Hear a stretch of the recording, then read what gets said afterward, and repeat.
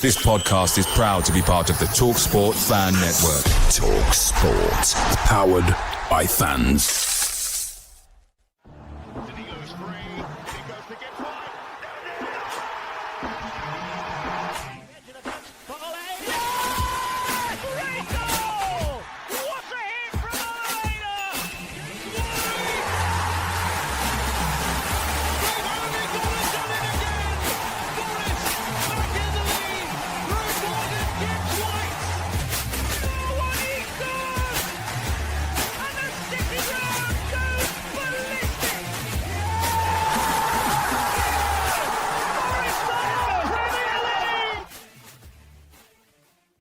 Hello, welcome back to Red Side of the Trent during the summer transfer window that is open, and things are starting to hot up as well as internationals and other bits and bobs going off in the world.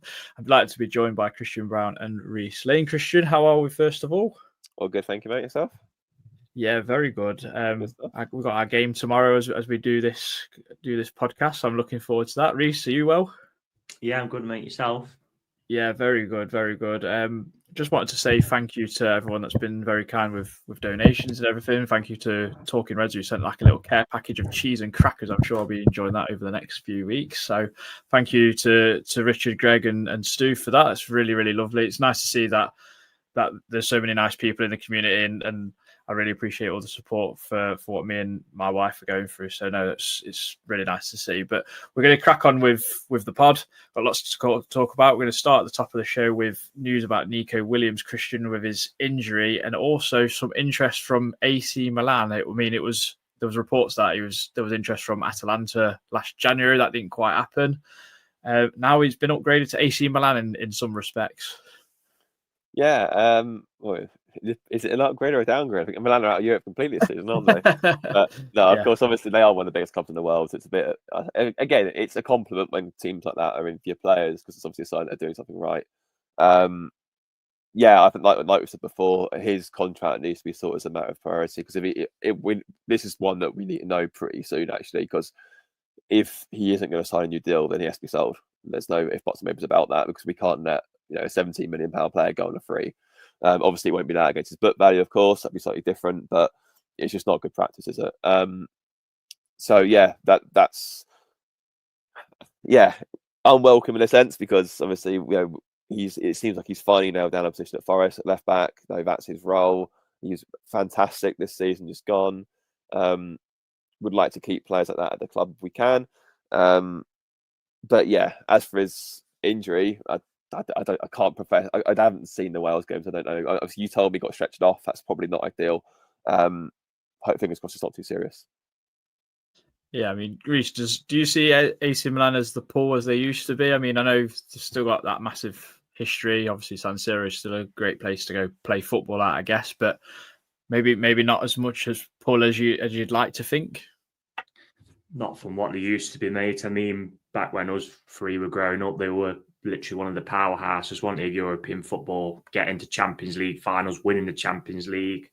I remember them beating, I think it was Juve at Old Trafford. They obviously turned that Istanbul around and beat Liverpool. So no, they're not on the pitch the side they was. Obviously, like Christian said, they'll always be a massive club, and they play obviously in a very iconic ground and city in Milan. So again, we spoke about this on the pod, and same as what Christian said, there's quite a few now whose contracts need to be sorted. Otherwise, decisions are going to have to be made. And when you're under PSR, it's business, unfortunately. Forest have got to recoup as much money as possible to reinvest in the squad.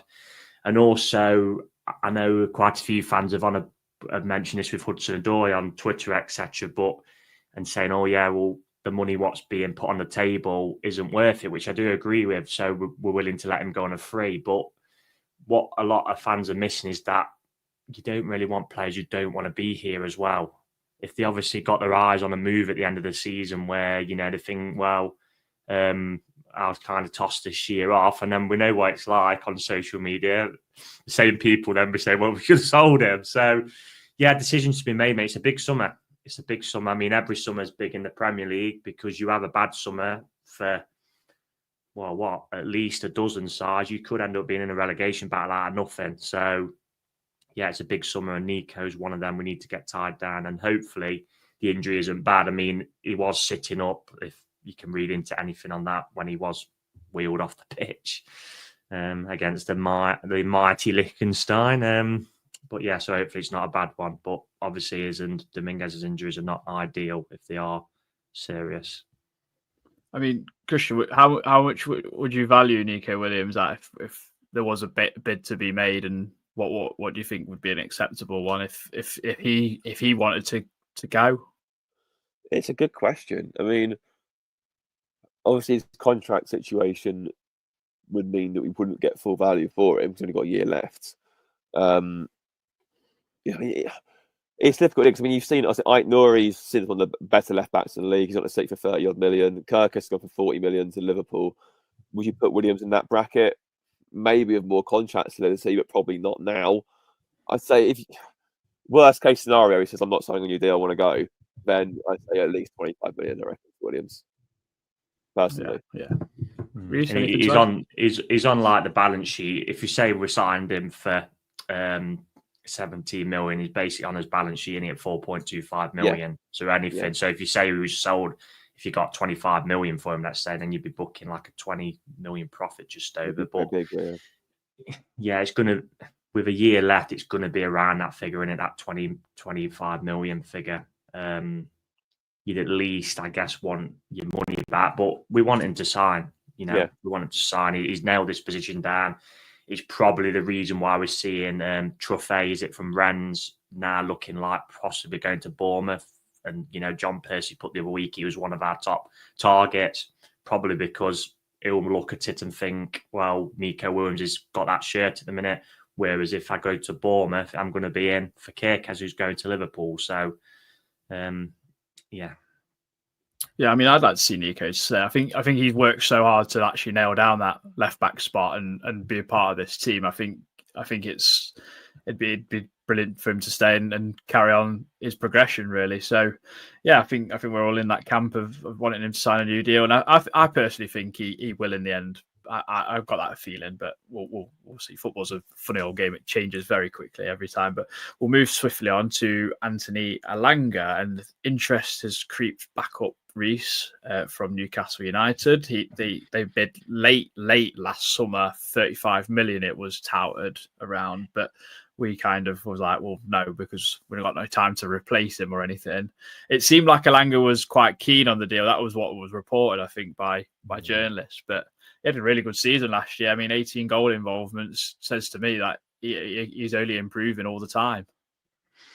Yeah, I think it's something I mentioned once a few pods ago. I wouldn't be surprised if they come back in, because he is a long-term target for them. He's still young and still got you'd like to think his best years ahead of him, really, wouldn't you? So it's a tough one in the sense that obviously they've got Champions League football, annoyingly.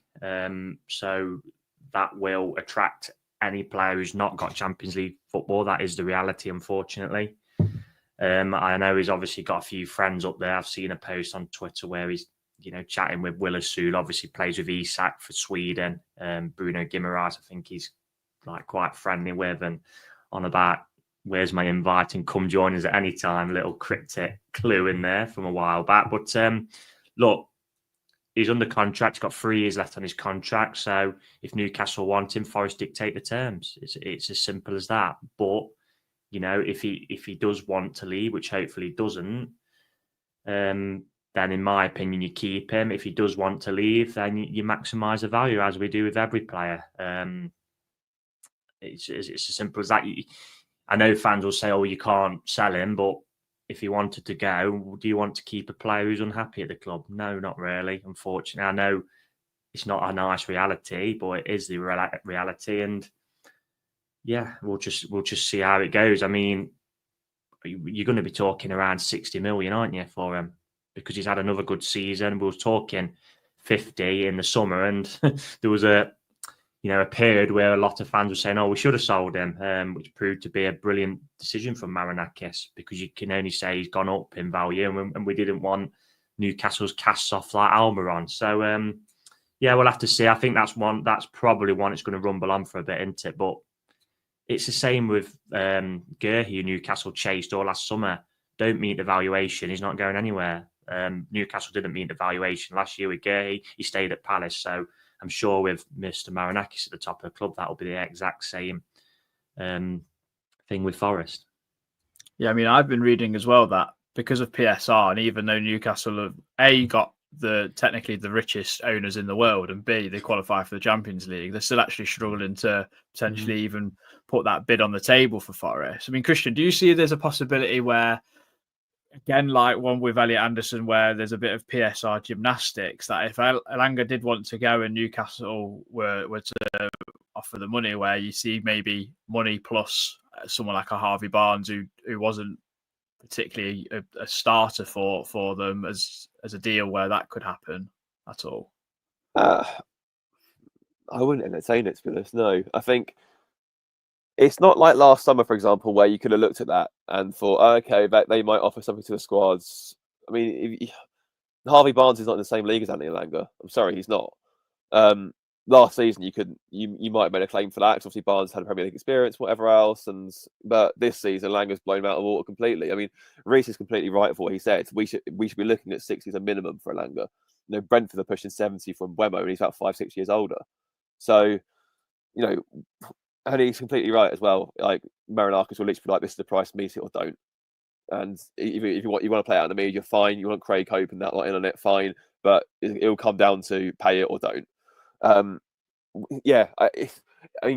to replace Elanga, the caliber of player I sort of see Elanga in now, and you might call this like delusion or whatever else, but I honestly think same sort of class as Anthony Gordon, for example. I think he's that good. I know Murphy's had an outstanding season, for example, but whether that's a red herring or not, who knows? They've looked to upgrade that position for a long, long time, but I genuinely believe he is in that category of Gordon level, and Gordon's a very, very good footballer. So yeah, I wouldn't want a cast off or a downgrade as a sort of it's not even a sweetener, really, is it? It's just like, here, take our trash and we'll take one of your best players. I wouldn't entertain that at all. Yeah, we do get a little bit obsessed, I think, with taking other teams like players who they don't want. Newcastle want Barnes because he's their competitor with Gordon, and they've got a lot of games last season. Yeah, exactly. So they probably won't want to get rid of them. Surprisingly, Mbeumo is actually only 2 years older than Elanga. Is he? I thought 25 in Mbeumo. So, but yeah, you've also got to think as well how important Elanga is to our system. Mm-hmm. That counter-attacking system. He's one of the fastest players in the league. You look at the Manchester United goal, the Ipswich goal away, we bent it into the bottom left. It would take a lot of hell of replacing, and we already need two wingers, never mind a third. So in an ideal world, he stays with us, and maybe he signs an improved contract with, I don't know, a big release clause, hopefully.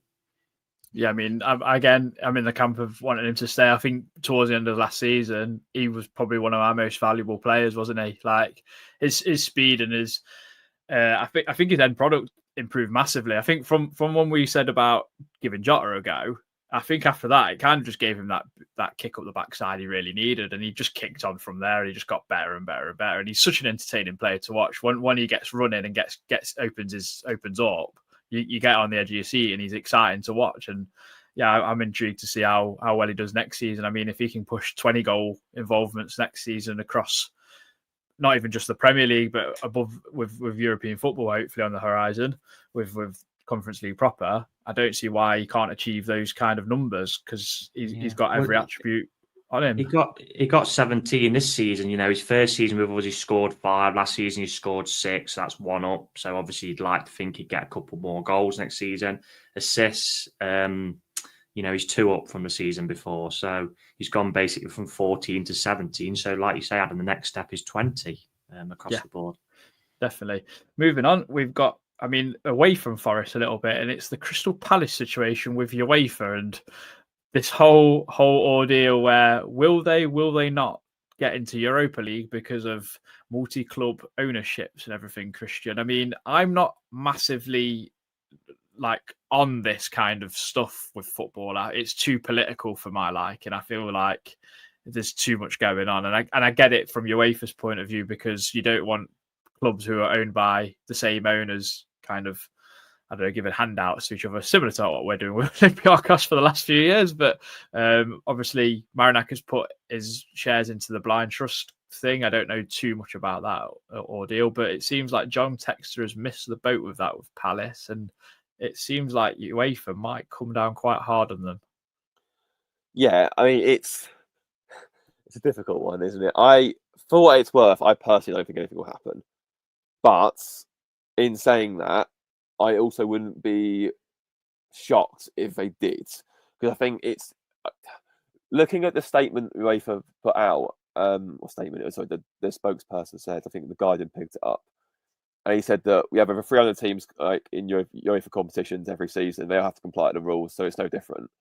That tells me that they are taking it pretty seriously. The fact that the noise is coming out of it and the way it's been reported, the way it's been framed, suggests that UEFA aren't happy at all.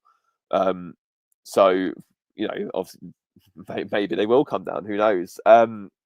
It's very bizarre. I do obviously have elements for Palace's fans, of course, because, like I said to you, they're the ones who are going to get shafted from this. They're the ones who are going to miss out because someone hasn't filed the paperwork accordingly. Saying that I don't, it's weird. You sort of, when you sort of see all the Palace fans online, it's similar to what we were like when we get our points deduction. It's sort of like we're sort of clinging to sort of hope in different areas. But when you're a neutral, you can sort of see right through it a bit more. Like I saw someone say, "Oh, John Textor's not that involved," and whatever else. And the bloke tried to buy two of 4 shareholders out the club the other week. Like the week before the cup final, he comes out and says, "Yeah, I want 80% of the club now." And you're trying to tell me he hasn't got to stay in the club. You can't have your cake and eat it. And also, as it's also come out in the media that he was hugely influential in getting Glasgow to take the job, and some of the signings as well they've made since. So obviously, he does have some say in the matter. So yeah, I can see why they're nervous. Whether anything happens or not, I think we're sort of conditioned to think it won't because it's Forest and whatever else. But yeah, I can certainly see why they're nervous. Yeah, I mean, Reece, I know you've expressed online as well about it's Forest and only Forest, because I know you're very against why are people feeling sympathetic for these other clubs? A lot of clubs didn't feel sympathised to us about when we got our points deduction. Everyone's quite rightfully saying that we're cheats and everything, even though we got punished. So I don't understand that kind of element to it. But I'm guessing we would all be very happy if we got Europa League, because then we get bigger caliber of teams coming to the City Ground and we get better away days, I guess. But would you be a tad annoyed because the Conference League is a competition we can definitely go and win as well? Well, I mean, just to start with, Textor, I think, is their majority shareholder, isn't he? So he's obviously, you can't turn around and say, oh yeah, he's got no involvement when he's a majority shareholder. I mean, the media do love that to abstain the blame from the Glazers at the minute, even though they're still the majority shareholders, but that's a different story. But I mean, as well, people have got confused, saying, and then they keep making these examples of City and Girona, United and Nice. Yeah, they did all the paperwork before the deadline. If Palace had done that, then obviously there wouldn't be an issue. But that's what the issue is, that missed this deadline. I mean, the rules, let's have it right, are a joke. They either allow multi-club ownership or they don't. There should just be a blanket rule. I mean, we all know who owns certain clubs. We all know who owns Leipzig and Salzburg, despite on a piece of paper somewhere that it says otherwise. So, UEFA kind of cause these problems themselves, but that's, again, another discussion. In terms of, obviously, us, again, I agree with Christian. I don't think anything will come of it personally. I don't know whether UEFA might, dock them some of their prize money from games. I don't know whether they'll become to some kind of settlement, but that's by the by. But in terms of, obviously, us, look, I'm a Nottingham Forest supporter, and whatever's best for Nottingham Forest is what I go along with. So if that means, Palace not playing in Europe and Forest playing in Europe, which is guaranteed as well 8 games rather than a 2-legged playoff, more money for the club, we can attract better players because we're in the Europa League as well, then I'm sorry, but anyone who says otherwise, I just don't agree with. Just out of sympathy for some Palace fans. I've got no problem at all with Crystal Palace, and it's nothing against them as a club. All their fans, yeah, they probably do deserve that season Europe, but it's not our fault. They've missed a deadline as well. So, in true Forest fashion as well, it would be easy for him to turn around and say, well, you what, we'll swap places and we go into the Conference League and you go into Europa. But they can't do that because Bromby's in there, who they also own, in the Conference League. So, yeah, it's going to be another one that probably drags on for a few weeks, isn't it? But I think they'll be fine. And look, I'm not going to turn around and say I'll begrudge Palace from that. I won't. But I'm also not going to turn around and say have empathy for the whole club when it benefits Forest, who I support, unfortunately, just because, it might upset a few people on Twitter. And, Palace are a good club. I think most of their fans are fine. Obviously, there's one I think we all know on Twitter who would love to rub it in too if it does happen. But, we'll see what happens on it. But anything that benefits Forest, mate, is my priority. Look, like I said on Twitter yesterday, we got promoted out of League One because Leeds got minus 15 points.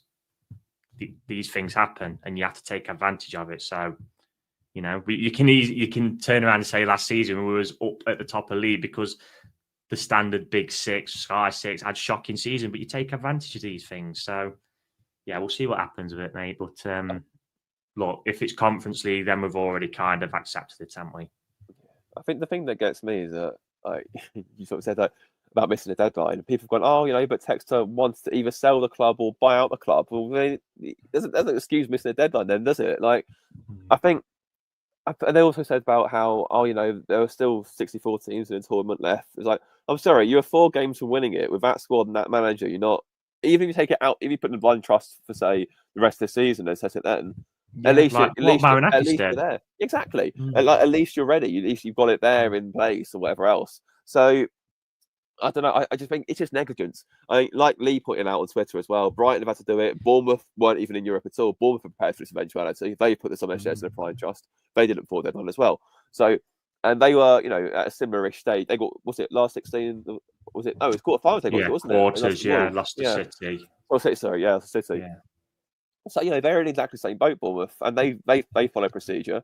So I suppose from that side of things, you can't necessarily say that, we'll let you through. And then I think it's what gives me some. I know obviously what I said is that I still personally believe, being my Forest hat on, nothing will happen. It's Forest. Me looking at it objectively and I think actually it might, just because how can you wait for say, you come through and then we'll take some of your prize money or whatever else, because then suddenly it's open season for everyone else in the world. They'll go, right, okay, I'll own 8 clubs then, and I'll just put them all through in one competition. And if you're just going to take out a prize money, who's asked? I get it anyway. So it's a big sort of can of worms you open if they don't take action. But logically, I can't see them taking action because it'll benefit Forest. So it's just weird. I think from our perspective as well, we hadn't qualified for any tournament, but we put ours in a blind just as preparation. And obviously, we've seen Kieran Maguire yesterday saying that blind trust has now been absolved. So we'll see what happens, mate. It's the same as with the Premier League in a sense, because you got Chelsea selling hotels and their women's team and everything, and then nothing happening with all that. But that's just a whole different can of worms. And it would be. I would like to see the backlash if obviously Palace didn't get in and then Brighton take their spot going into the Conference League and we get bumped up. I think that would be quite amusing in that kind of weird derby that they have, which is bleeding miles away from each other. But anyway, we'll move swiftly on. Nico Dominguez has seemed to have had an operation meniscus injury from the Chelsea game. Seems like he's going to be 3 to 4 months out. Might miss the start of the season. Might make it just back in time. Who knows? But a bit of a blow, that one. Bit of an unfortunate one with his call up to Argentina as well. Yeah, I bet he's gutted, bless him, because obviously, being called up for Argentina, it's been a while for him, and he's deserved it with his form this season. Obviously, World Cup season next season, so he will be on the periphery of the squad, and he'll probably be vying with a few other midfielders just to get in it. So he'll be gutted about that. Obviously, from a Forest perspective, I see Tails put that Forest hope, inverted comments, that he'll be back for the start of the season, but yeah, it's obviously a massive blow losing him for the whole of pre-season, because that's massive for a player. We've seen it over the years, haven't we? Taiwo this season. I think João Carvalho, I've mentioned him. a few seasons back is one that springs to mind. Just players needing that good pre-season. The positive is Nico, he's full of batteries anyway, isn't he? So you'd like to think he'd come back fit as a fiddle. But that's just all we can say is we just hope it's not long term. But obviously, he's also got to be given the time to recover because we don't want to rush back at all. But hopefully he'll be back soon. Yeah, I mean, Christian, it could provide a small problem, and I say this loosely because we'll all be talking about this when we look at the squad and everything. But Nico Dominguez being injured, and obviously the possibility of Danilo leaving, we might need to invest in another midfielder. We might. I think we will want to invest in a midfielder anyway because of the stretch of games, and just we need to keep up in the quality of player anyway. But it does provide a little bit of a dilemma and a problem for us, I guess. Yeah, massively. But definitely, I think as well for Nuno. I mean, let's say he wants to go with this sort of three in midfield thing. If we can got 3 midfielders to play there at the minute, so as we've got to start pre-season, it's a bit like as Sangare, Anderson, and Yates. That's the 3 at the minute. Obviously, Dominguez is injured, Nilo's on his way. So, if anything happens to one of them in pre-season, then it's like, well, now what? So I think if we do sell Danilo, then I think centre midfield probably does have to be an area of urgency because of systems or whatever else in pre-season, you kind of need someone in to sort of replace that, like you said, just up the quality of the squad. Obviously, selling Danilo, you obviously know my thoughts on Danilo, very good footballer. Replacing him and getting someone better than him is going to be tricky, especially unless you spend a lot of money. But I think realistically, the club needs to decide what sort of style they want to go into the season with. Are we staying with 4-2-3-1? Are we going for 4-3-3 instead? Can we get Sangare into a 2? Obviously, we saw in the Chelsea game, especially, he looked very agile. Like all the sort of mobility concerns we had over him were sort of eased quite a lot, I'd say, in that game. So maybe he just didn't need to run a games just to get his fitness up. If we are sticking with a 2, fine. But I'd be interested to see what sort of style of midfielder we go for. Do we go for, someone who scores more goals, a more box-to-box player? Do we get a defensive one in? That'll be interesting. I'd like to see us, if we are to get a centre midfielder in to replace Dilo, I'd like to see us get more of maybe an 8 that can pop up with, say, 5-6 a season. I think that's what we're kind of missing at the minute. Anderson, obviously, as we know, doesn't score a lot of goals. I think Yates is probably the top scoring midfielder, to be honest. If you look at obviously including the cup games, that you got 4 or 5 in all comps. So we need someone really from the middle who can get 5 in the league. So I think that'll be the next sort of step for us. Personally, I'd like to see that anyway. But again, those players aren't cheap, so tricky. Yeah, I guess as well with Anderson being its first season, that is something. He's only 21 and he's still. That is something he can probably grow into. What did they get a couple this season? 2 or 3. Yeah, got 2. Southampton, Spurs. Yeah, but I suppose the issue thing is, I guess, again, we saw this one of the things that when we saw him coming in, it was like he didn't score for Newcastle. So he's played nearly 100 Premier League games now and he scored twice. So don't get me wrong, he's a fantastic footballer, Anderson. I'm not taking him out here at all, but that is an area of his game where if he isn't going to be doing that, we need someone else in team who can. Yeah. So he's still a young lad. Play alongside him or something. Hopefully that's something he can improve on. Yeah, definitely. Because I don't think with Anderson, just touching on him, it wasn't from a lack of trying. He did actually get into some good areas. It's just needs to hit the target a little bit more. But I've got full faith in him. I absolutely adore him. So we will move on to the squad. So I'm just going to change the layout and bring up the squad. So we've got a lot to go through. I mean, some players that you forget that are even here, to be honest. Christian, we'll start with goalkeeper. I mean, Sells is one of the best keepers now touted in the world, according to ESPN or whatever it is that's seen lately. But I think the question marks are over Miguel, and then obviously I think Hennessy was just brought in as an emergency. Matt Turner looks like he could be going to Lyon, which would be deal of the summer probably. But what do you think we need to do goalkeeper wise? Probably bring in another 2, would you say, or do you think Aaron Bott becomes like your 3rd keeper because for homegrown quota, etc., so forth? Yeah, it's an interesting. Obviously, I've seen a lot of people say, should we get Carl Darlow in as like a backup or 3rd choice? There were shouts to make. I think if I mean, would Leeds put up much for a fight? Probably not. If we went to him, look, here's 500 grand, can we have our goalkeeper back?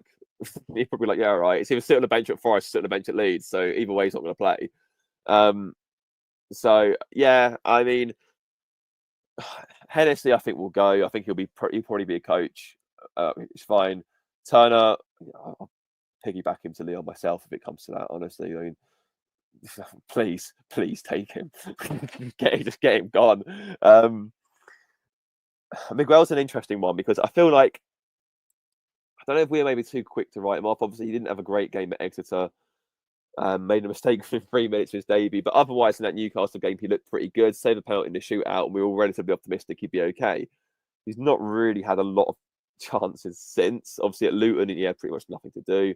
I think he might have had one little scare in that game. I can't really remember, but obviously next to then he got injured and came off. And again, didn't cover himself in glory in that match, but I don't know. Is 3 games enough to really write someone off? It's tricky with a goalkeeper, especially.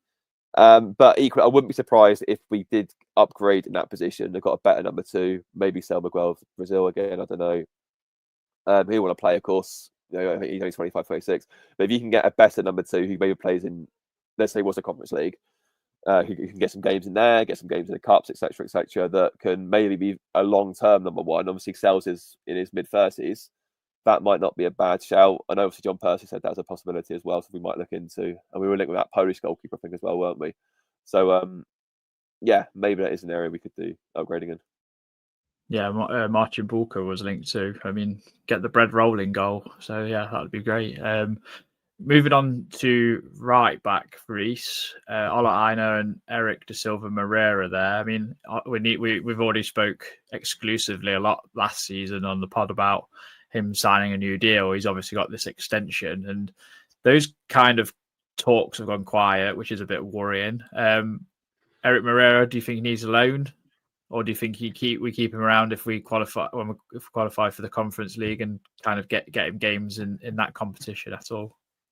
Yeah, I wouldn't say it's worrying it's gone quiet with Aina, because I imagine the club have got the option but probably don't want to announce it because they're trying to tie him down to a longer term deal, is I imagine. Because look, if they turn around and say, "Oh, we've activated the option," you know what people are going to be like then? It's, "Oh, well, we haven't agreed a new deal with him and he's going to go." So, yeah, I mean, Aina is one of them. If worst case scenario comes to it, we activate the option, and then you'd probably be thinking if there is any decent offers, if he doesn't want to sign a new deal, because he's someone who we got on a free, so he would again be pure profit towards PSR.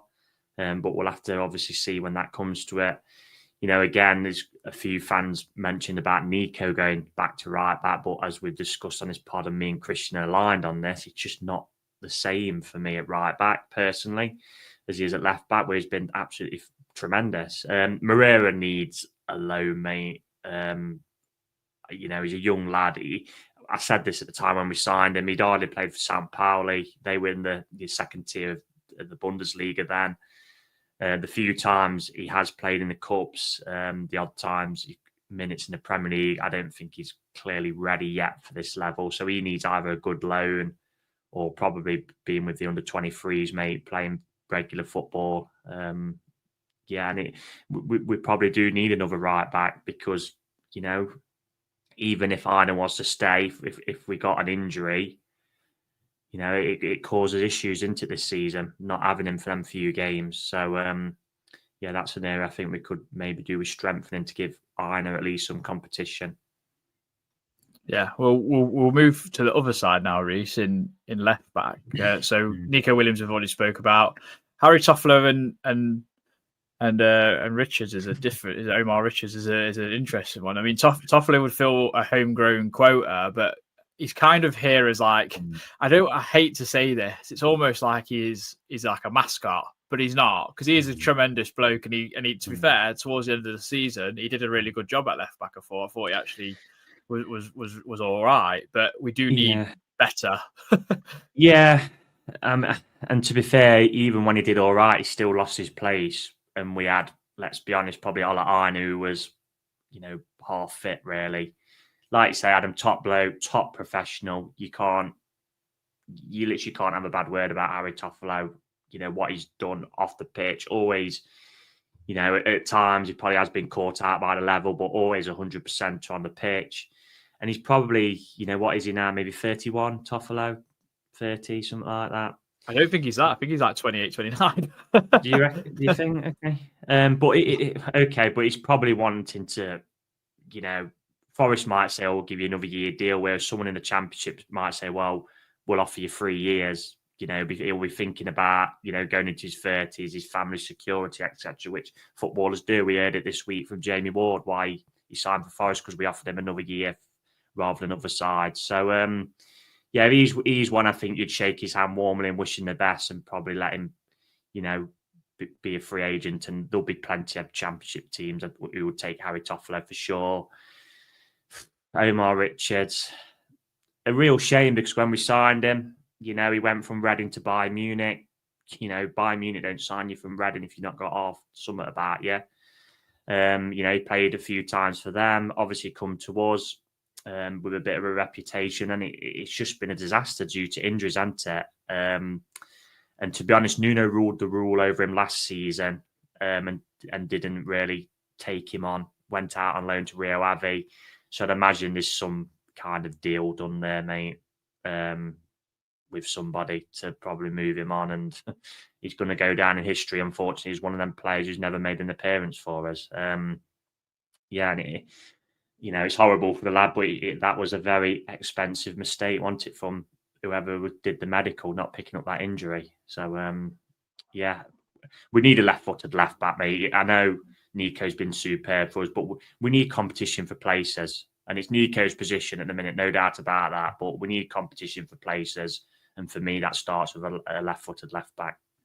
Yeah, well, if Curbano can come in and fulfill that role, and then you've got two fullbacks that can play both sides as well, that kind of fills a little bit of a hole, but maybe another one as well. I've seen he's been playing more as a winger though, hasn't he? Because they've got I think he's quite adaptable. I think he's a bit of a powerhouse. Of course, he plays on a wing.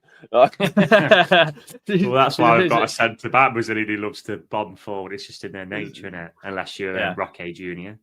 Yeah, Christian, with the centre halves, I'm going to do a bit of a game. I'm going to say a player. I want you to say, and it will be stay, sell, or loan. And then Reece, you can come in whenever you think there's maybe a little bit of a controversial say from Christian. So Christian, will start with player of the season, Nikola Milenkovic. I'll sell him, obviously. Why would you? Obviously, keep him and chain him to the bloody grounds this summer. I don't want to go anywhere apart from the grass through pre-season. Of course, stay. Yeah, Murillo. Same applies to him. Stay. Morato. I still think stay. I mean, a lot of people got it in for Morato. I don't think he's been that bad. I'd say if you're grading his season, you'd probably say C+, B-, around that sort of area, maybe. 6 out of 10, maybe 7 out of 10. He wasn't bad. He had moments where he looked decent. Everton away, really good that day. Obviously, again, that start of him, we bring him on, we get a result every time. It was only recently towards the end of the season where he started to creak a little bit. We started noticing a few flaws in his game, notably heading the ball, which someone of his size is quite surprising. But then Murillo had those same issues in the first season and he learned from the second. So I'd be willing to give him a bit of rope and say stay. I think as well with Morato, it didn't help that Nuno played him on that right side. Yeah, that especially was silly. The Villa game springs to mind where you've got a makeshift right back and he's playing him on the right side when he's a left footer. I just find that a little bit odd. Yeah, there's room for improvement there. And I actually think probably it's going to be between him and Carmo, who we're going to come on to, who probably has that spot and what the other's going to be moved on. You'd have to say Morato's in the driving seat because he's in the building, but yeah, it'd be interesting on that. Okay, Christian, back to you. Willy Bolly. I would, like Reece said, with Toffolo, who's about to turn 30, by the way, in August. I just giggled it. Warm handshake and wish him all the best, Willy Bolly. I'm just going to add, it wouldn't surprise me if they gave him a year deal, Bolly. You reckon? Yeah, because it just wouldn't the European experience. He got the winner, was it against Besiktas, won it for Wolves away, I remember.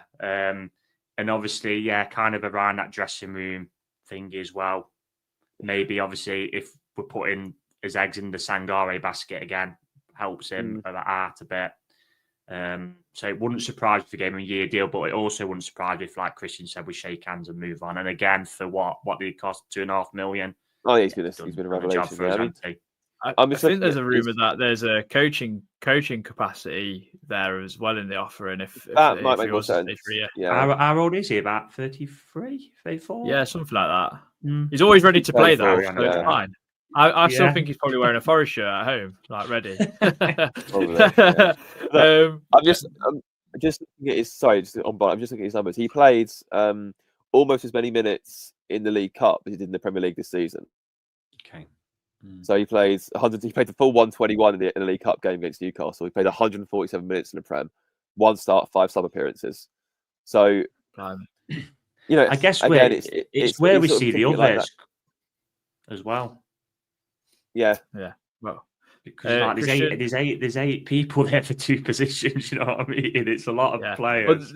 But there is that scope. Obviously, like Nuno did switch to a 3 here and there, and switch to a 3 mid game as well. So I do think there is adaptability. I mean, Christian spoke about 4-2-3-1, 4-3-3. I still think 3-4-3 is an actual possibility for us next season. We have to have these ideas up our sleeve, I think. So, yeah, we'll carry on anyway. Christian, Omobamidele, I think he had a reasonable loan spell at Strasbourg. There was an option to buy. I think the cost of Europa League, yeah. I think Omobamidele is primarily the domino effect of Crystal Palace has come from Omobamidele, so maybe we should keep him. I think look, he's. Again, I probably would sell, if I'm being honest. I just don't see a future at Forest where he gets it, especially with us signing this chap from Brazil as well as another young defender. I just don't think he's going to make the grade, unfortunately. I don't think he's played particularly badly when he's been at Forest. I just don't think his future's with us. Maybe he stays at Strasbourg permanently. Maybe he goes somewhere else. But I think, again, he wants to play football. He wants to be starting games. So that's not going to happen from here. So I probably would move him on. Shame, because there's quite a bit of potential there, but I just don't think we're going to see it. David Carmo, then. The man, the myth, the legends. Yeah, Laureate Banner 2.0. You think for 11.5 million, whatever it is that we spent on him, you probably want to see him stay at some point. That's quite a pretty expensive PSR move, that. I'd say give him pre-season. I think if coming in a pre-season, he's still, we're into the first few league games and the Conference League playoff, and he's still nowhere to be seen, and obviously he's got to go. But I think we've obviously signed him for a reason. He had a decent season with Olympiacos. Obviously, the season before, very good. To be in that Porto setup, again, you have to be pretty decent. So run the rule over him, see what's what. Yeah. Tyler Binden. Same for him, although I suspect the plan will be to loan him out maybe to a championship club. But again, it depends. Again, if we stay Conference League, for example, maybe Binden stays. If he's as good as we've been led to believe he might be, then yeah, again, give him a pre-season assess. But I would probably lean more towards loaning him. Yeah, and we are going to be doing a podcast with a Reading supporter on Tyler Binden just to get some insight to him. Yeah, I found one. Yeah. Zach Abbott to round off the centre halves. Zach Abbott. I think Abbott's a similar story to Binden, to be honest. I think Nuno obviously really rates him because he kept him. He had no hesitation throwing him into that man. A semi-final at Wembley, and he had no hesitation at all in playing Abbott there. So Nuno must obviously see a lot there and think that he's better. Again, like I said before, it might be better he stays around the first team rather than goes out on loan. Who knows? If we're playing Conference League, again, you're playing your Iberian 1999s or whatever else. Abbott probably will play more for Forest this season. So maybe it's better for him he does stay, at least until January, and we can assess from there. Again, yeah, I probably would. Obviously, the homegrown thing as well means he probably has to stay. So yeah, I think definitely at least till January. I think keep him around the club and see what's what and see what you can do. He, by all accounts, he's a very good trainer. Bit like Yates, like really does put the graft in on the training field. So that's great to see. And yeah, fingers crossed as the next come off the rank, they can sort of sustain in the side. Yeah, I'm going to swap you around now for the midfield because we've got quite a few to go through. So Reese, starting off with Ibrahim Sangare. Yeah, probably saved his Forest career, mate, with them last 4 games. To be honest, I think if he wouldn't have had them 4 games, he would have been someone we might have looked at moving on in the summer. But what you're hoping for is more of the same from last pre-season. Just this time he's got to keep himself fit, hasn't he?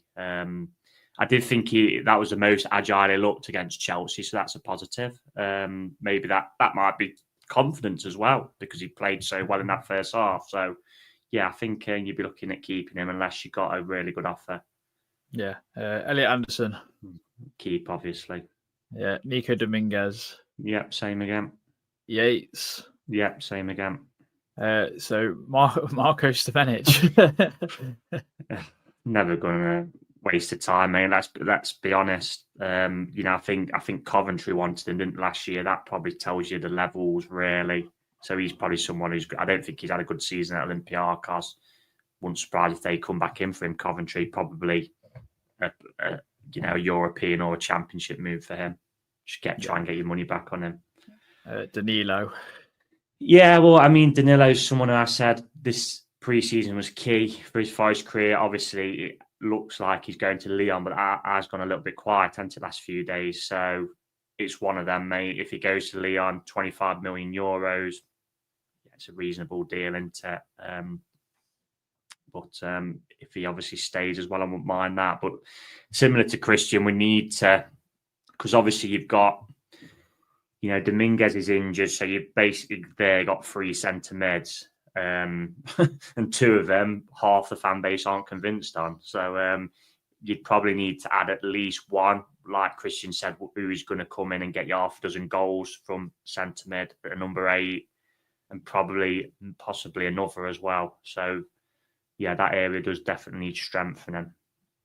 Yeah, I mean, I forgot to leave off. I forgot to add Lewis O'Brien, who was still actually on our books. I thought he'd permanently moved, to be honest, to LA Galaxy, not realising he hadn't.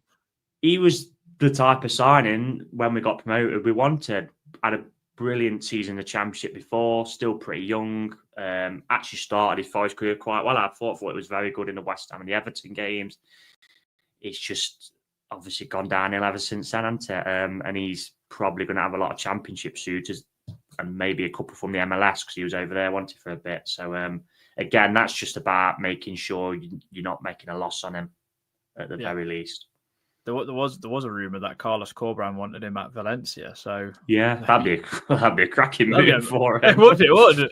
Nice one in the sun in near Benidorm. It'd be sound. Yeah. Like they can say. Right. We'll move back to the original format of this. So Morgan Gibbs-White, I'm assuming for both of you, is obviously a stay. And it seems like the Man City kind of thing's gone very quiet since they signed Tajani Reinders and looking like signing Ryan Cherky had an absolutely unbelievable debut for France. I think with that, there was obviously an element of putting it out there to disrupt us because we played them in the FA Cup and obviously competed for the Champions League with them. I'd gamble that he was on their list and there was interest, but they might have gone to Forest and said, what would you take for him? And Forest might have given a valuation and they'll turn around and say, well, actually, we can sign Reinders and Cherky and there'll be less money and we feel that's a pretty more viable option. Let's be honest, City, apart from Jack Grealish, I'd say is the anomaly. I wouldn't say they spend huge amounts on players. I know they will have like a 40, 50 million and a few of them, but apart from Grealish, they're not, I wouldn't say they're massive, like, overspenders. And that's probably one of the reasons why they won't want to overspend because they're looking at him now. And yeah, I know he's a treble winner, Jack, with them, and I think he's done okay for them, but he's not really shown his valuation as 100 million and he's being moved on. So the problem with Gibbs-White is again, the contract, 2 years left. After this summer, the valuation is going to go down. Unfortunately, he's probably at his peak valuation now with 2 years left. So he's another one we need to get tied down to a new deal, really. Yeah. Christian, Anthony Elanga, I'm assuming, stays with our earlier conversation. Absolutely stay, yeah, 100%. Unless Newcastle come with us with an absolute obscene offer, which they won't do, then yeah. And even then, in that case, it'd be pretty hard. Like I said, unless they hit Isak or Tonali or Bruno Guimaraes and cash. Yeah, check some on them, be all right. Yeah, I reckon you're looking 60, 70 million, probably 70 at least. I reckon. Just because obviously, like I said, we were asking for 50 last summer, and obviously his valuation's gone up even higher since. Still got a strong contract position on him. I think unless it's mega bucks, absolutely no way to tone it. Yeah, I think this next one's a debatable one then, Reece, in Jota Silva. Very hit and miss last season. I don't know if that's into the Premier League or what, but do you see him staying or see him going? I did find it strange that he come on at Villa and was excellent, and then Nuno never played him in that position again. He was a little bit strange with certain players, Nuno. He was like very hot. He was very hot on cold on them as well. Like Sosa, 1 minute he'd give the odd sub appearance, and then you wouldn't see him for 3 games. Sangare, never really saw him much when he come back from injury, and then started the last 4 games at the business end of the season, chucked him in and played well. Jota is probably, I'd say, the most debatable one, isn't he, of staying if he goes. He's one of them for me that if he did go, I wouldn't lose any sleep over it. If he did stay as an impact sub and looking ahead to the Conference League, is he something that could probably maybe offer us a little bit of something? Yeah, but he's also one of them who, like I say, I wouldn't lose sleep on. Look, if you can improve on him, then you say, again, shake hands and goodbye. And it wouldn't surprise if we saw him at Olympiacos, to be honest, Jota. Well, that was touted, wasn't it? We do need a left-footed right winger. We've always keep saying Johan Bakayoko is available apparently for like 20 million quid. So I mean that would definitely hook my ears up. I mean, the other one, are you going to ask Christian about Josh Bowler? We're going to keep him, aren't we? Yeah, Josh Bowler's going to be a revelation this season. He was again. It's not his fault, is it? No, we was planning if we got relegated. I think with that one. He was literally the stopgap one. If we went down and Brennan Johnson obviously moved on, which he did anyway, he'd be. So again, he's just going to move back into the Championship.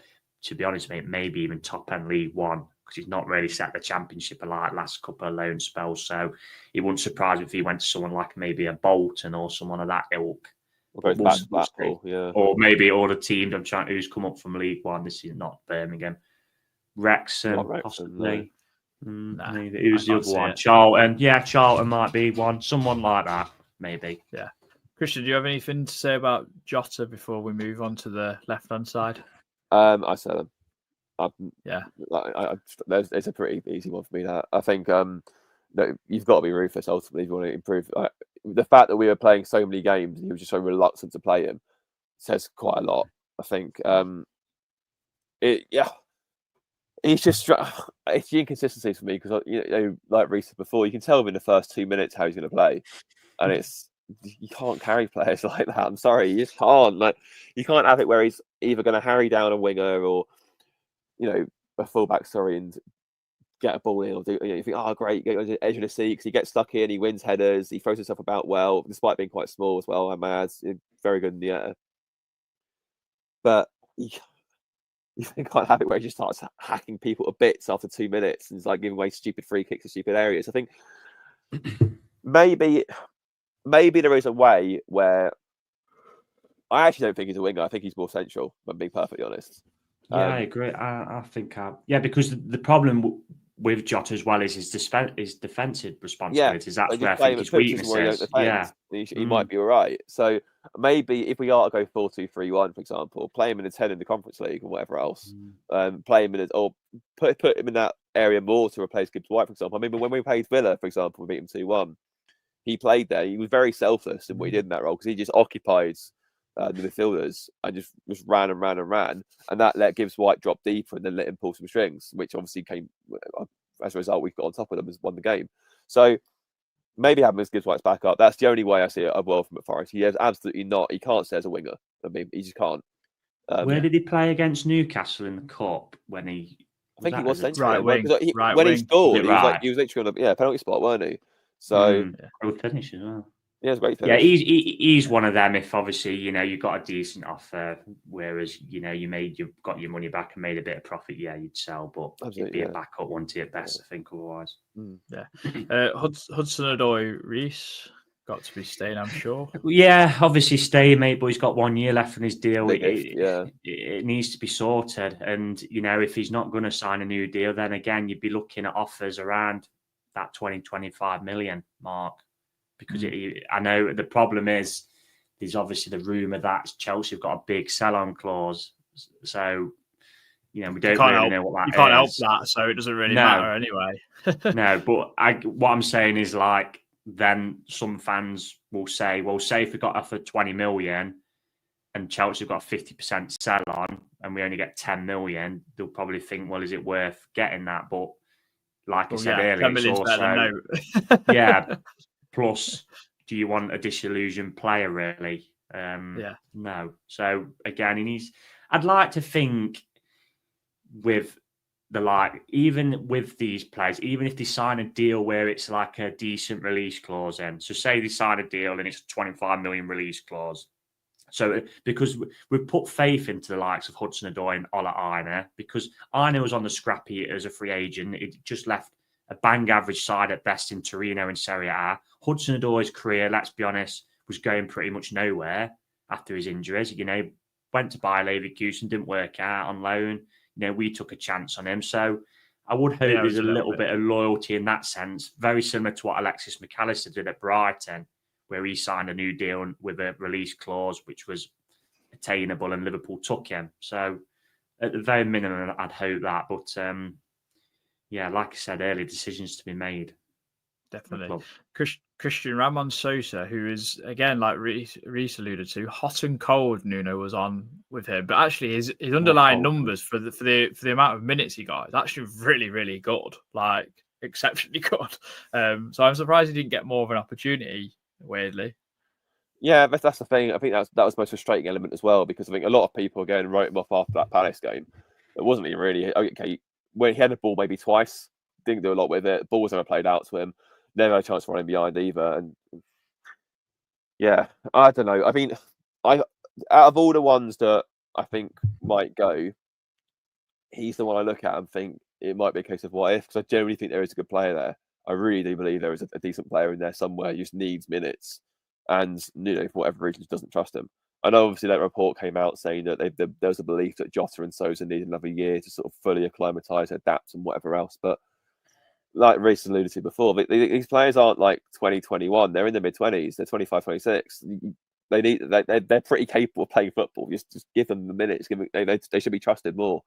So I don't know. I personally probably would like to see him stay, but I think the club won't. I think he'll be sold or put out on loan, which is a shame because I generally think he has a lot to offer us. We've just not seen the most of it. Yeah, I think he'll be sold as well, purely based on two reasons. Like, Nuno hasn't really used him too much. He's definitely more cold than hot on him, and plus he'll want to play because again it's a World Cup year. Paraguay going to qualify, because I had a look at the table last night. Surprised to see Chile at the bottom. Long gone are the days of Salas and Zamorano up front. So yeah, I think he'll want to play, mate, and he'll probably. I think it was Palmeiras who come in for him, wasn't it? I think he apparently turned them down because he wants to stay in Europe again. Wouldn't surprise me if Olympiacos or even Rio Ave come calling for him, but we'll see. Yeah, I mean, disappointment. I mean, Emmanuel Dennis is going to come back after his Club Bruges days and rompers to a European victory, so he's staying, I'm guessing. No. Obviously not. I'll try and move him on if we can. I don't think we can, mate. We've tried the last 2 weeks. I know we have. He's just vibing on like yachts and stuff. I mean, on the face of it, when it clearly wasn't a Cooper signing. That was one that was done by Marinakis Jr. On the face of it, though, he'd scored a dozen goals, hadn't he, for Watford the season before. Yeah, great season for Watford. Yeah. It was like 16, 17 goals and assists, I think, for the time it went down. The caveat to that is he had that front three of Sarr and João Pedro when they kind of combined really well. It's just not gone really well, has it? I don't know. I think there is ability there. I just wonder if it's more of a mental thing with him. Like Adam said, he seems pretty happy to sort of take the money and sort of sit on yachts and whatever else, but he doesn't really seem someone that would sort of, I don't know, maybe to take it as seriously. Maybe that's just his laid back attitude. I don't know. I can't imagine him like knocking on the door saying, "I'm going to put a shift in for you every single day now until you pick me again." I just don't think he has that character, because he's sort of like, "Oh, I scored against Real at the Bernabeu. I've scored 10 Premier League goals. I just live off vibes." It's strange. There is a player there. For whatever reason, we don't let it. Yeah. Chris Wood. Stay, absolutely stay. Yeah, phenomenal. What can you say about it? I mean, 20 goals last season, outrageous. Obviously 14 the year before. I would firmly back him and believe in him to get the 100 club next season, which I think is only 9 off. I think it is now. 10 off. I think it might be 10 or 11. I think 10 or 11. Yeah. Actually, yeah, it's 89. Is it? Yeah, 89. So it's 11 off. I think I fancy Wood to get 11 goals next season, even with Igor Jesus coming in, even with another potential striker coming in as well. Yeah, he's obviously perfect for how Nuno wants to play his football. He's like a huge upgrade on Raul Jimenez when he had him at Wolves. And the proof's in the numbers, unfortunately. So, yeah, fantastic player. He's 11 off. I hope he has another freakish season and defies odds. Like the conversion rate was stupendous. Just get rid of them banana boots, Chris. You just weren't working for you at the end of the season. Reece, Taiwo won you. Obviously, glad to see him on the Forest pitch at Chelsea against Chelsea. It's like good to see that he's at least like alive. Do you know what I mean? Because that was a horrendous injury. So could have been life threatening. So that's what I'm saying. But What do you think happens with him? Because I do think it's time probably for us to move him on, in my opinion. Yeah. It obviously depends how long he's injured for, I guess. That'll be an issue. I'm not sure when he's kind of back. There's not really been a timescale put on it, and I'm fortunately not a medical professional, so I couldn't tell you what that kind of injury would, because he's had surgery, hasn't he, and that. So I don't know, but yeah, I think his time at Forest has come to an end, mate, to be honest. I know this is the harsh reality of football. It's a business, unfortunately. And again, Taiwo's someone, if he went, I know it's probably not gone well for him last 18 months, let's say, but the first season, I think the start of the second season, he repaid his money in that period for us. £17 million. His goals kept us up at the back end of that season, the first season. So you'd shake hands and wish him the best. I mean, Union Berlin absolutely adore him still, so it wouldn't surprise me if they was to make a move for him. But also it depends, like I said, it depends where he's at, mate, in his rehab, really. Yeah, definitely. Last but no means least is an interesting one, Christian, and Dale Taylor, who scored. Well, he contributed 18 goals to Wigan's 40, so that's 45%, and he just qualifies as a homegrown player for us next season. So an interesting one with him, because he could be quite someone that useful in terms of filling a quota, but I personally think if that wasn't a case, then another loan spell and hopefully to someone in the Championship potentially. What would you say about him? Yeah, I would agree with that. I think again, the quota thing's a bit interesting, isn't it? Because it's sort of like, does actually make us have to look a bit inward. So who we got? We got it's literally Abbott, Yates, and Taylor in it. So and Bot. Bot, yeah. If you count as a third choice goalkeeper, of course, yeah. That only loses you a spot, though, doesn't it? You don't it's not. It's one spot for one you haven't got, isn't it? And to fair, Nuno likes a small squad, so he does. I wouldn't say it'd be a massive issue. I think, I'd be keen to see him get pre-season at least. I think, and then make a decision again. I think you're right. He obviously had an exceptional season at Wigan. He does seem to be a pretty decent marksman in the lower leagues. I think, was he at Wycombe before? I think it was. He did quite well there. Got 5 goals for him. Just having a look now. He's a very different striker, because I think he is someone that does drop into the hole as like a kind of a hybrid 10-9, if you want to call it. Like a Firmino, like what Igor Jesus looks like he will be when he signs. Obviously, he said his goodbye, so it looks like that deal is going to be imminent, probably after the Club World Cup, probably get announced or whatever. So he does offer something different, but I don't think he's quite Premier League ready. That's it. That's the he's thing. 21, 22. I think give him a Championship team where he's going to play and then see how he gets on there, I guess, because then maybe that step up then isn't too bad if he has a good season again. I think that's a good way of looking at it. Yeah, I think it will all depend on the club he actually goes to, though, rather than again, like if you're sending them to the Charlton, for example, with Nathan Jones, that might be a mistake. For example, you have to factor in how you want him to play. In what sort of style you want him to play and sort of thing. But yeah, I mean, he certainly took a bright prospect for sure. So I say give him pre-season. Obviously, if he wows Nuno in pre-season, then great. Stick around, be like third, fourth choice striker, whatever. But yeah, I do think you're probably right. Championship move should be his next step, and then if they goes to Championship club, like I don't know, hypothetically speaking, goes to Wednesday, for example, and bangs in, say, 8 to 10 there, then I say have a proper look at it in the year after. But I still think you're right. That step up is huge from this Premier League. It's absolutely huge. Massively so. But Reece did make this. So this is kind of like where we might be at in terms of what we need. It looks like a lot on paper, doesn't it? Like, what was that? 1, 2, 3, 4, 5, 6, 7, 8, 9, like 10 players. I think that's quite right, to be fair, with how big our squad is. I think that you and that's without losing anyone. So it seems like a lot, doesn't it? Well, yeah, it depends how ruthless you're going to be into it, because, just going through the positions behind cells, there isn't really anyone you could hang your hat on. It wouldn't surprise me if we did give Big Wayne another year as a third choice, because it's one of them, isn't it? It's like Scott Carson at City. They just do it, and he's never going to play, and he's just basically there, and to warm up and sit on his backside. And if you're a third choice keeper who's approaching 40, I think he is, isn't he, Big Wayne? It's easy money. He's a great kick. Obviously, like I said, Moreira's not up to the level to compete with Aina at the minute in terms of pushing him. We've not really got the same behind Nico Williams.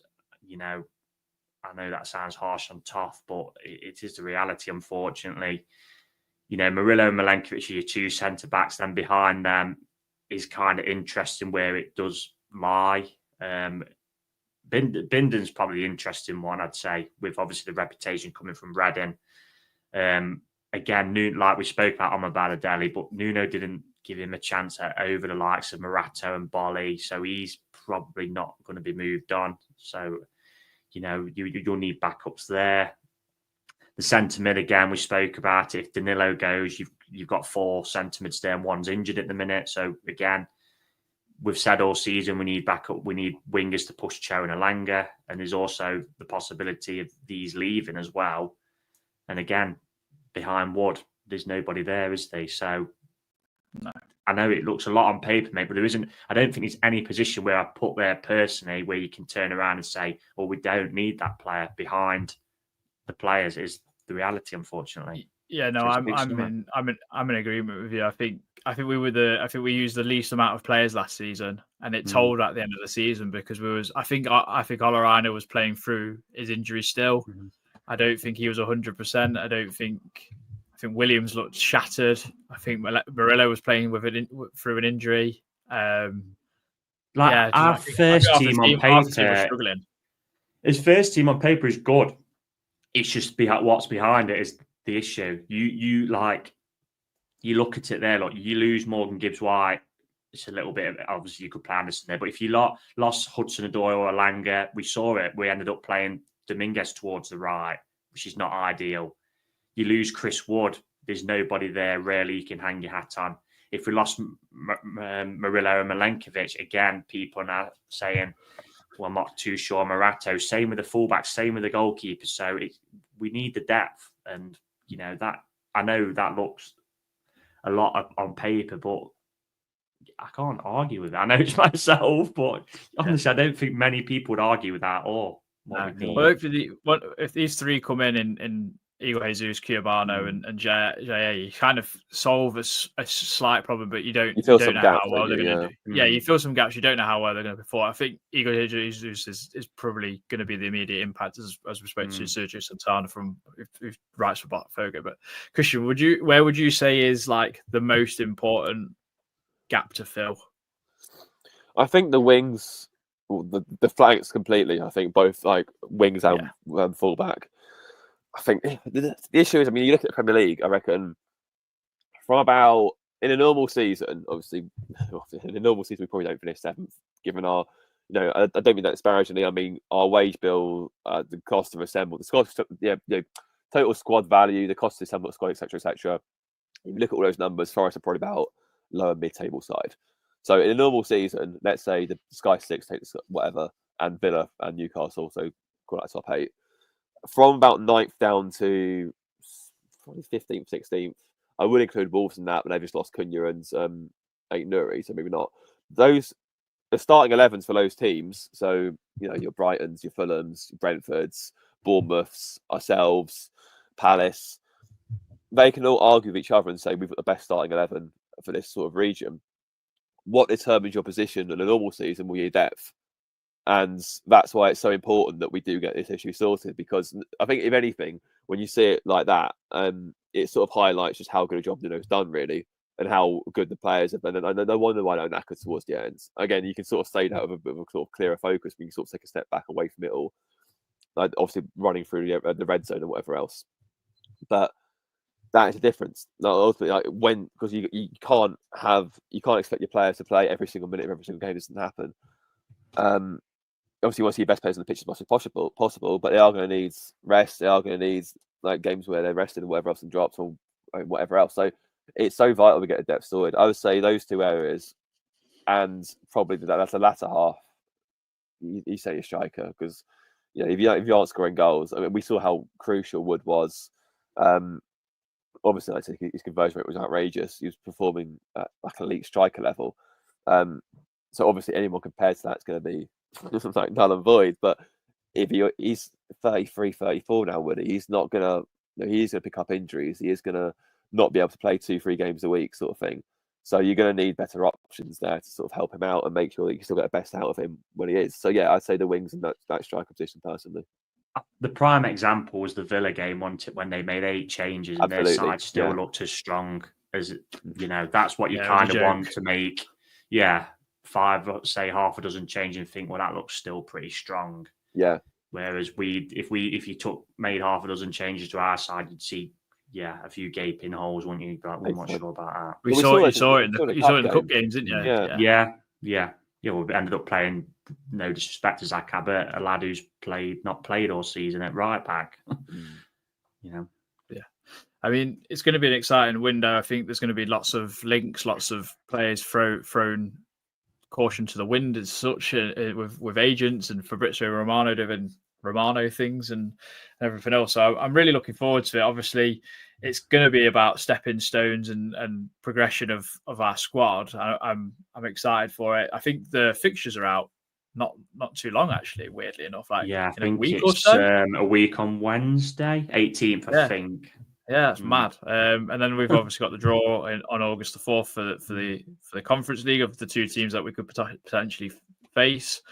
It's going to be exciting. I think the quicker we get deals done, the better. It's always the case, isn't it? You want them to get through the door. You want to at least get like half of them done. I think more so, especially the ones that you're going to include in your first team. I think get them done as soon as possible. The squad players can kind of come towards the end, I guess. But no, it's going to be an interesting one. Reece, are you excited for it already? I know football season's not long finished, but no, I'm enjoying the breaks. I'm usually pretty busy with my business and stuff and other bits and bobs. So yeah, I'm usually pretty busy. So it is nice to kind of have a break from it. But like you say, Adam, the weekends and the weeks go quickly, and before you know it, the fixtures will be out. Pre-season will be announced, and then we're into July. Pre-season games are back, and football's 24/7, 365, isn't it? Pretty much nowadays, it's not like how it used to. I mean, even for like the diehards, there's obviously that Club World Cup this summer, which I'm not personally interested in, but a lot of people will be because it's a lot of the major teams playing. There's internationals. I'll be watching England tonight, unfortunately, against the mighty Andorra. Obviously at the City Ground on Tuesday, which will be nice, even though it's a friendly against Senegal. Niakate coming back. So yeah, it's always exciting with Forest, mate. And like I said, this summer as well, we'll be following the qualifiers for the Conference League unless Palace get kicked out. And yeah, you'll be interested to see who we sign, because it's a massive summer, because we've gone from obviously battling relegation the last 2 seasons to now being at that top end of the league. And the expectation level has gone up through the roof. If we'd have finished, say, this season, we'd have had a little minor step and we'd have finished 14th, like we all kind of predicted. This season would think, well, if we can maybe sneak into the top 10 or, finish top 12. Nah, I think most fans are going to be thinking, well, top half, aren't they? As a minimum, really. Yeah, can't wait for our predictions to come out. And it's going to be tough, mate. It's going to be really very tough. Because everybody's going to strengthen. We're going to strengthen. We've also got to take into account the extra games this season, which, let's be honest, are probably going to have knock us back a bit, as it has done with everybody, really. It knocked Newcastle back into it last season. They finished, was it 7th? And then obviously this season they've got in the Champions League where they only just got in. Same with Villa. Fell out of the Champions League this season back into Europa League. So, it'll be an interesting one. Yeah, sure. Definitely. Christian, anything more to add before we finish up?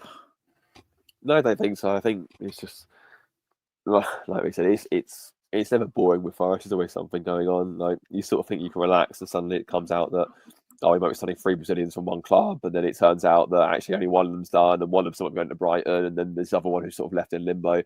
It's never boring with Forest. There'll always be something on. Just who we are, mate. So, but yeah, I think now I think, it's been a couple of weeks since, isn't it, the final day? It's you get into that sort of not itchy period just yet, but it's still quite nice, sort of relax a little bit after from football fatigue. But yeah, I think give it another couple of weeks and we'll be very excited for pre-season to start again and hopefully see a few new players in action. Yeah, well, can't wait for everyone to take pre-season games deadly seriously as well. Yeah, that'd be funny. Like a hugely experimental Forest playing like a buddy, I don't know, 3-4-1-1-1 or something ridiculous with no wingers, and it's like full of under 18 players, and we end up losing to, like, I don't know, Nice, and suddenly it's like, can't have FC whack. Yeah, no more FC whack. But no, I'm hoping that if we sign the 3 Brazilians, it's like third time lucky of signing a trio from one nation in one swoop. So yeah, no, let's cross our fingers and toes that it all goes well and those deals get announced soon. Because otherwise, people are like, look, they're like tapping their watches like Ferguson used to on the sideline because of Romano's tweet from about 2 days ago. Like, oh, what's happening? Like, the people get their knickers right in a twist. Yeah, but you got to realise he played his last game the other night. He's not going to finish that game and then board straight a flight to England. It is going to take time. There's medicals to be done. Probably not even doing that in England. Yeah, probably not, mate. Club World Cup, aren't they, in America? But if the deal's been agreed, then I mean, it's pretty looks like 95% he's coming into because they wished him goodbye. Yeah, and he obviously, I seen him at the end. He was like thanking him and that, but yeah, just patience. I know folk love the content, don't you, nowadays? It's the way the world's gone. But you watch, they'll sign, and someone will say, "Well, haven't you signed anyone else?" But yeah, well, anyway, we digress. Thank you very much for joining us on Red Side of the Trent. We'll be back in the week with the podcast with about Tyler Binden and his progress, and see what we're going to get in for next season, whoever. From a Reading perspective, so we'll look forward to that. Look forward to the game as I said, we recorded this just the day before, so hopefully that's a success and everyone's down. Until next time,